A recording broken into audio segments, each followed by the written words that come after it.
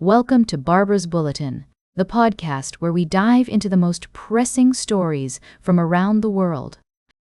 In our first segment, we're taking a closer look at the complex and often tense relationships between nations in the Horn of Africa, particularly focusing on the dynamics between Ethiopia and Eritrea. Recent developments have raised concerns about the potential for conflict in the region, with Ethiopia and Eritrea locked in a Cold War that could quickly escalate.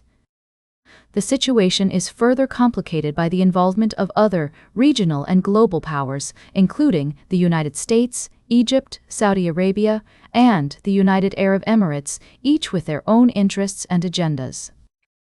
The Trump administration's decision to lift sanctions on Eritrea has been seen as a significant move, but its implications are multifaceted. On one hand, it could pave the way for improved relations between the U.S. and Eritrea, potentially leading to greater stability in the region. On the other hand, it risks being perceived as support for Eritrea's stance against Ethiopia, which could exacerbate tensions between the two nations. Moreover, this development is intertwined with other regional issues, such as the conflict in Sudan and the dispute over the Grand Ethiopian Renaissance Dam, GERD. The normalization of relations between the U.S. and Eritrea could influence these ongoing challenges, either by helping to mediate resolutions or by inadvertently complicating diplomatic efforts. As we navigate this intricate geopolitical landscape, it's essential to consider the perspectives of all parties involved and the potential long-term consequences of current actions. The Horn of Africa is a region rich in history, culture, and natural resources, but it also faces significant challenges related to peace, security, and development. We'll continue to monitor these developments closely, providing updates and insights as more information becomes available. For now, it's clear that the situation in the Horn of Africa remains volatile, with many factors at play that could impact the future of the region and its people. We'll be right back with more of today's top news on Barbara's Bulletin. Welcome back to Barbara's Bulletin. We're diving into the latest developments in the Middle East, where tensions between Iran and the U.S. continue to escalate. According to recent reports, both countries have seized ships in the Strait of Hormuz, a critical waterway for international oil trade.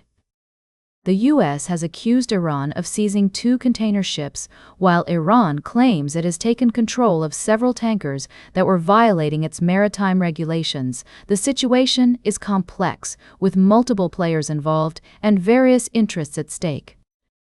U.S. President Donald Trump has stated that he's not rushing into a peace agreement with Iran, citing divisions within the Iranian leadership as a major obstacle. Meanwhile, Israel and Lebanon have extended their ceasefire by 3 weeks, following a meeting of officials from both sides at the White House.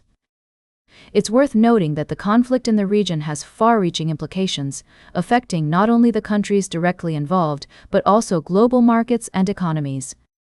As the situation continues to unfold, it's essential to consider multiple perspectives and sources to gain a deeper understanding of the issues at play. The extension of the Israel-Lebanon ceasefire is a positive development, but it's unclear how long this fragile peace will hold. The U.S. has been actively engaged in diplomatic efforts, with President Trump expressing optimism about the potential for a peace deal. However, the path forward remains uncertain, and it's crucial to approach the situation with caution and nuance. As we continue to monitor the situation in the Middle East, we'll provide you with updates and analysis to help you stay informed. Welcome back to Barbara's Bulletin. As we wrap up today's show, let's take a closer look at the complex situation unfolding in the Middle East. Recent reports indicate that Israel and Lebanon are engaging in talks, aiming to shift the balance of power in favor of Lebanese state institutions and ultimately, diplomatically disarm Hezbollah. According to experts, the Lebanese army needs to be strengthened before it can effectively disarm Hezbollah. One proposed approach is to pursue a separate track with the Lebanese state, focusing on strengthening the army over time and softening Lebanese attitudes toward Israel. This could involve adopting methods similar to those used to reform and modernize the Palestinian police in the West Bank. However, it's essential to acknowledge that any plan to help the Lebanese army must be carefully considered, taking into account the risks of sectarian strife and the need for a multinational force with a stronger mandate than UNIFIL.